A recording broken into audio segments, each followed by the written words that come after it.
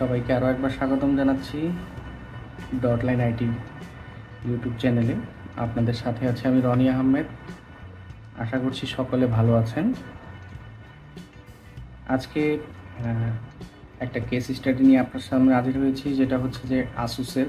আমি এটার একটা সেম সার্কিট এর আগে একটা ভিডিওতে দেখাইছি, যেটা অ্যাজ লাইক সেম, বাট প্রসেসরটা হচ্ছে আপডেট। এটা হচ্ছে 10 জেনারেশন, এর আগেটা ছিল 11 জেনারেশন। তো এটার ওইটার প্রবলেম ছিল হচ্ছে আপনার 32 কিলো হার্টস, ওইটা নো পাওয়ার ছিল। বাট এইটার কেস যদি বলি, এটা হচ্ছে পাওয়ার আসে, লোড এম্পিয়ারও খুব ভালো, বাট ডিসপ্লে আসতেছে না। তো কাস্টমার যেমনটা আমার কাছে পাঠানোর আগে যেভাবে বলছে, যে উনি আরও 2 জায়গায় এটাকে ট্রাই করানো হয়েছিল, বেশ অনেকেই ট্রাই করছে। অবশ্যই ট্রাই করা ভালো, সবাই আমরা যারা কাজ করি অবশ্যই আমরা ট্রাই করি, আমাদের বেস্ট ট্রাই করার চেষ্টা করি। তো ওইখান থেকে আর কি ফলাফল 0 ছিল। যাই হোক, আলহামদুলিল্লাহ যে আমি সার্কিটটা অলরেডি ঠিক করেছি। ঠিক করার পরেও আমার কাছে মনে হইলো যে ভিডিওটা আপনাদের সাথে শেয়ার করা উচিত, এবং আমি আগের ভিডিওতেও কথা দিয়েছিলাম যে ভিডিওটি অবশ্যই আপনাদের সাথে শেয়ার করব। তো আসলে আমি যদি একটু দেখাই আপনাদেরকে, এটার বোর্ডে বেশ কাজ করা, আপনার বায়োস থেকে শুরু করে প্রসেসর এবং গ্রাফিক্সে এটার কোনো হিট দেওয়া ছিল না। এটা খুব ভালো একটা দিক ছিল। মোটামুটি বোর্ড এই পাশটা ফ্রেশ ছিল, আর হচ্ছে নন গ্রাফিক্স করার চেষ্টা করা হয়েছিল। মোটামুটি ভালো কাজ করছিল, এটার মধ্যে ভালো ট্রাই করছিল। অবশ্যই ট্রাই করা উচিত। তো বন্ধুরা, আমি বরাবরই যেটা বলছি যে আমি একজন ল্যাপটপ টেকনিশিয়ান। আপনারা চাইলে আপনাদের ল্যাপটপ রিপেয়ারের জন্য আমার সাথে যোগাযোগ করতে পারেন। স্ক্রিনে আমার হোয়াটসঅ্যাপ নাম্বার দেওয়া থাকবে। এছাড়াও আপনারা আমাদের ফেসবুক পেজে লাইক দিয়ে ফলো করে রাখতে পারেন। তো চলুন আমি যে বিষয়টা নিয়ে এই ভিডিওটা করার মূল উদ্দেশ্য, সেই বিষয়টা আলোচনা করি। এটার কোথায় প্রবলেম মূলত ছিল বা কি প্রবলেম ছিল, সেটা অবশ্যই আপনাদের সাথে আমি শেয়ার করব। এটাতে বেশ কয়েকবার বায়োস প্রোগ্রাম করা হয়েছে। আর আসুসের ক্ষেত্রে অবশ্যই আমরা যারা বিগিনার নতুন লেভেলের আছি, অবশ্যই আমরা চেষ্টা করব আসুসের যত আপডেট ল্যাপটপগুলো আছে, আমরা কখনোই বায়োস অরিজিনাল যে ফাইলটা সেটাকে নষ্ট করব না। কারণ আসুসের অরিজিনাল ফাইল, এমন সার্কিট আপনাদের কাছে আসবে এক সময় যে আপনারা দেখবেন যে আসুসের অরিজিনাল বায়োস কেউ যদি ডিলিট করে দেয়, এমনকি বায়োসের চিপটা যদি কেউ চেঞ্জ করে দেয়, ওই বোর্ড হওয়ার সম্ভাবনা নাই বললেই চলে। যেটা আমি কাজের এক্সপিরিয়েন্স থেকে বলছি আর কি, আমি এরকম কেস পেয়েছিলাম। তো এটার মধ্যে আসলে আমি বায়োস করিনি। এটার মধ্যে যে বায়োসটা রাখা ছিল আমি খুলে চেক করছিলাম, এটার মধ্যে অরিজিনাল ফাইলটাই দেওয়া ছিল। এটা আসলে ধন্যবাদ জানাবো যারা কাজ করছেন এর আগে। আর আরেকটা বিষয় যেটা আলোচনা করতে চাই, আমরা সবাই টেকনিশিয়ান, আমাদের কাজ হচ্ছে চেষ্টা করা। অবশ্যই চেষ্টা করব, আমরা যারা আছি চেষ্টা করব, কারণ আমরা জাদুকর না, উই আর নট ম্যাজিশিয়ান। চেষ্টাটাই হচ্ছে সবচেয়ে বড় কিছু আমাদের। তো এটার মধ্যে কেউ একজন হয়তো আমার কাছে মনে হলো যে কোনো এক জায়গায় ইচ্ছাকৃতভাবে আন্ডু করা ছিল। তবে আমি বলবো যে এটা থেকে আমরা একটু বিরত থাকি, এটা আমরা না করি। কাস্টমারের সাথে একটু নেগোসিয়েশন করে অবশ্যই কাজ যদি করে দিতে পারি, সেক্ষেত্রে আমার মনে হয় ভালো।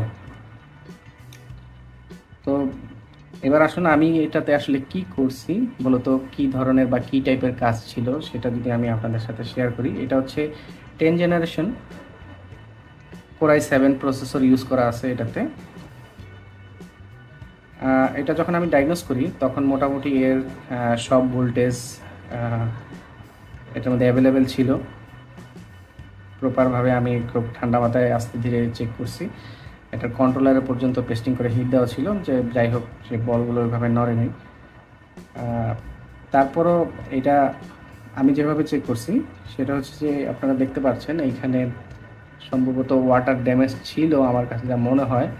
এখানে খুব ট্রাই করা হয়েছে এইখানটায়, তো এটা খুব ভালোভাবে বসানো হয়েছে। এই যে তো আমার কাছে যে প্রবলেমটা ছিল মূলত এইটার মধ্যে আমিও এরকম ঠিক একটা ওয়াটার ড্যামেজ পাইছি, যার ফলে আমার কাছে মনে হচ্ছিল এইখান থেকেই স্ক্রিনটা আসে না, এবং সেটা কোন ডিপার্টমেন্ট বা কোন সিগন্যাল সেটা আমি আপনাদেরকে দেখাচ্ছি। এটা হচ্ছে মূলত প্রসেসরের অপোজিট পাশেই আপনার ড্যামেজটা ছিল। আপনারা যদি একটু খেয়াল করে দেখেন, এইখানটায় ছিল ড্যামেজটা, খুব হালকাভাবে ছিল। আমি এটাকে যখন ভালোভাবে স্ক্র্যাচ করছি তখন এটা আমার কাছে ধরা পড়ছে যে এটা এখানে প্রবলেম। এইখানে মোটামুটি 2টা রেজিস্ট্যান্স মিসিং ছিল।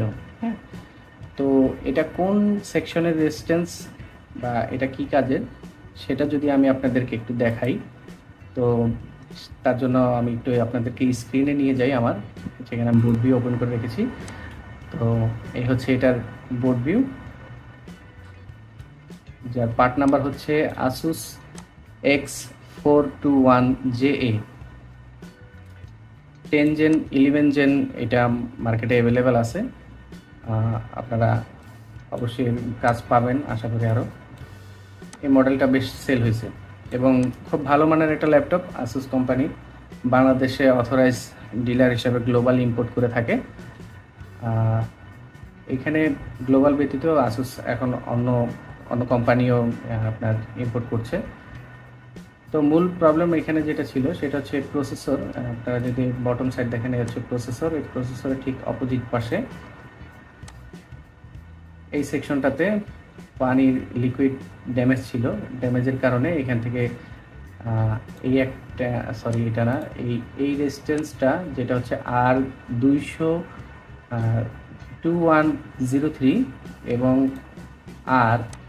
R2105, এই দুইটা রেজিস্ট্যান্স পড়ে গেছিলো।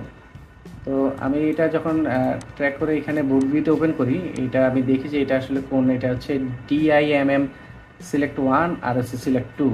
হ্যাঁ, তো এটা আমি ইন্টারনাল লজিকে না যাই, এটা আসলে ভিডিও বড় হবে।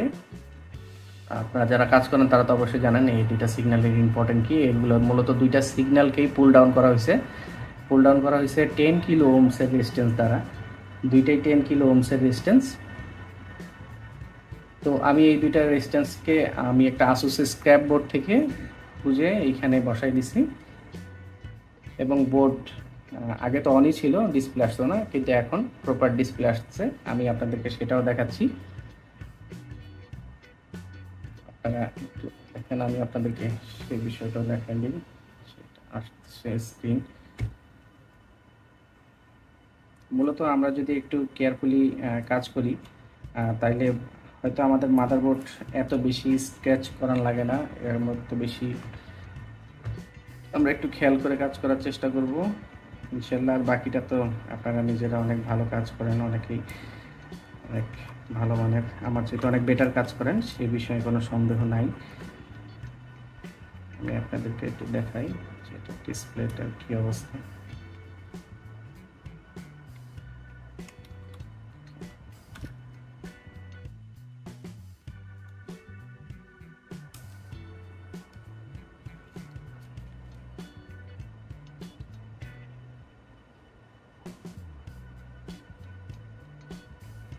পাওয়ার দিচ্ছি আমি,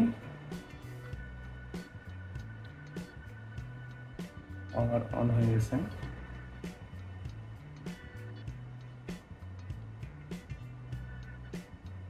কুলিং ফ্যানটা কাস্টমার থেকে আনা হয় নাই, যার ফলে কুলিং ফ্যানটা লাগাচ্ছি না। তো কুলিং ফ্যান ছাড়াও এটা ওই পর্যন্ত আসবে এবং ডিসপ্লে আসবে।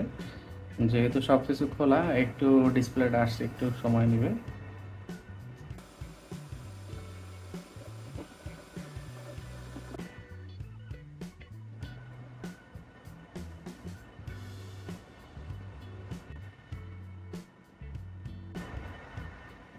তো যেমনটা বন্ধুরা আপনারা দেখছেন, এর ডিসপ্লে চলে আসছে i7 10 জেনারেশনের 1.30 GHz 8GB র্যামের সাথে। তো এই ছিল আজকের ভিডিওটি কেমন লাগলো অবশ্যই আপনারা কমেন্ট করে জানাবেন। আর রিপেয়ার সংক্রান্ত কোনো তথ্য যদি কেউ জানতে চান সেই বিষয়ে কমেন্ট করে জানাতে পারেন। তো ভিডিওটি ভালো থাকলে অবশ্যই বলবো যে আমার চ্যানেলটি সাবস্ক্রাইব করবেন, আর যারা অলরেডি সাবস্ক্রাইব করেছেন তাদের সকলকে ধন্যবাদ। একটি লাইক দিয়ে সবাই পাশে থাকবেন ইনশাআল্লাহ। আজকের মতন এখানে আমি বিদায় নিচ্ছি। আল্লাহ হাফেজ।